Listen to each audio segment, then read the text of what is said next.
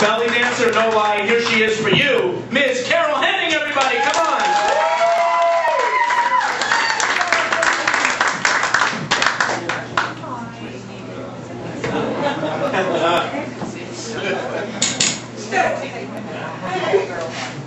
So I was on a date with a doctor, and he was smart, cute, good money, tall, and I really, really wanted to like him. I really wanted to like him, and we went to see a movie, and as soon as it starts, all I can hear is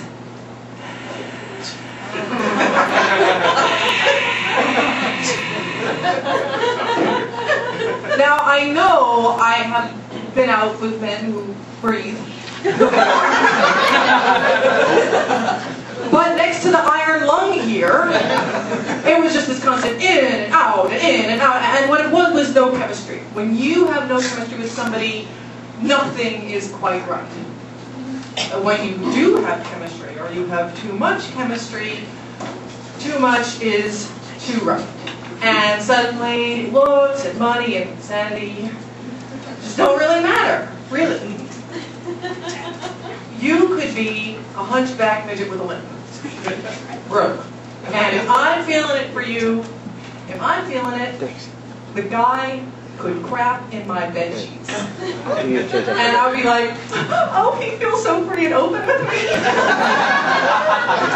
Darling, come to mama.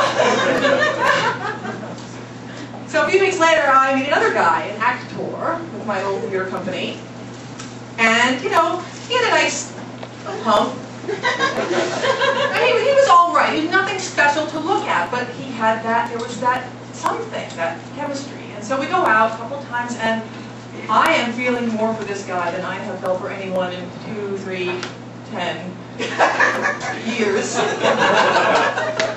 And so a couple of days, 3, 4 days, and you know, we start opening up, and he tells me he's a recovering alcoholic, and he's an actor in a drinking company with a theater problem. And then he kind of casually mentions with a shrug and a grin that one of his ex-girlfriends tried to kill him. And I'm thinking, Poisons and Cutlery and Lorena Bobbitt and Leatherface's workshop, and it turns out that he dumped this girl in this really, really horrible way, and she pulled a gun on him. He refers to this episode as the murder attempt. She didn't pull the trigger. It's not a murder attempt. It's emphasis. Just trying to make a point. And pick when you dump. It's probably the only time he ever listened to her. But it gets so much better than that. You see, the reason he was with Lock and Load Girl in the first place was that his wife had depression issues, which he became very sensitive to, personally felt abandoned and consoled himself between the legs of Lock and Load Girl.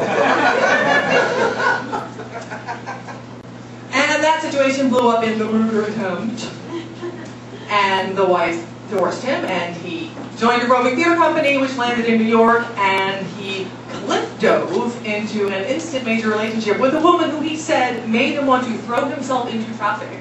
And after about a year of dodging rubber, with, maybe he had a Frogger fetish, so he breaks up with the Frogger lady, and then he meets me. And I'm hearing all of this on the 3rd or 4th date with my chemistry-addled brain, and really what could I say but, darling, come to mama. So I keep seeing him, and it's great, and he's great, and I'm like, people can change.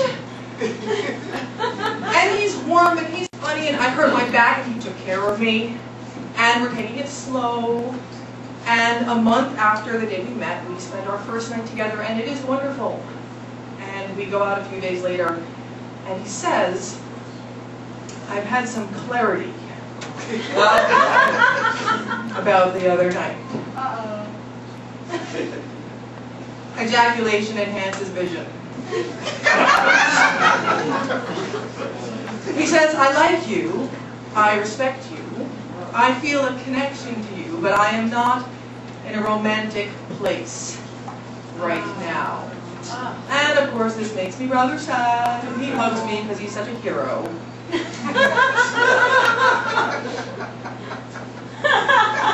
And then he says, I think what's required now is time and distance. I'm like, what, are you going on a walkabout? What? Are you dumping me, darling? But he won't say. He does, however, ask me to go to his favorite diner. Please enter.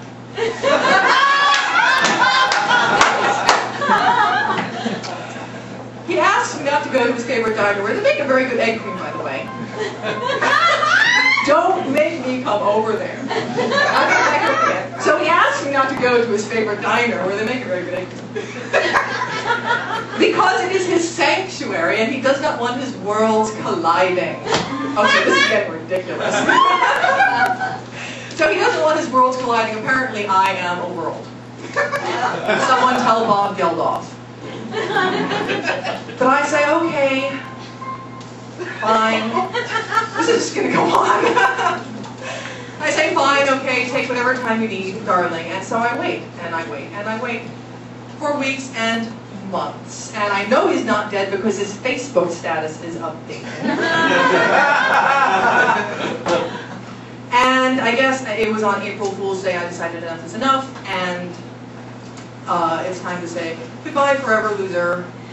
And so I take him out of my cell phone, and my BlackBerry, and my Gmail, and my Hotmail, and my Yahoo, and my AOL, and my MySpace, and my Facebook, and my Flickster, my Friendster, my LinkedIn, my Twitter, and my Yelp. You know, it used to be that when you were done with someone, you could just tear a paper page out of your address book and wipe your butt with it. But now it's like cyber whack-a-mole. And then you send one email and they all want to add him back. And I did send him one last email because I'm a loser. And I wanted to, you know, make it official in case he decided to show up for a booty call one night. And I say, look, I don't know what's going on with you. My spidey sense tells me you're just not that into me. And he breaks his months-long radio silence and writes back, take care and keep being excellent. Well, I learned the next day that, in fact, he is back with his ex. Not the Lock and Load ex, but the Frogger Lady ex. And it turns out that the Frogger Lady is a 6-foot-tall, dark-haired white girl. So apparently I was a Frogger Lady body double. Now I tell my friends about this and they go, oh, God, such a jerk, what a jerk, what a jerk. It's like, was he a jerk? Well, he could have handled things a little better. But he was stuck on his ex. He was stuck on his ex. And you can't help how you feel. And no one knows that better than me. So, and he told me who he was in the very beginning. Like, he practically went, here's the map. You are here. You see this path you're on? It leads to a cliff. Into a ravine with crocodiles. Have a nice walk. And I went, okie doke. Well, that cliff doesn't look too steep, and those crocodiles, they're friendly, they're smiling, maybe I'll get a pair of shoes out of it. So I'm dating a couple of guys right now. No major chemistry. And maybe that's good. It's not. One of them came to see my set the other night and he goes, my God, you would never talk about me like that on stage, would you? And I went, here's the map. You are here. Thank you.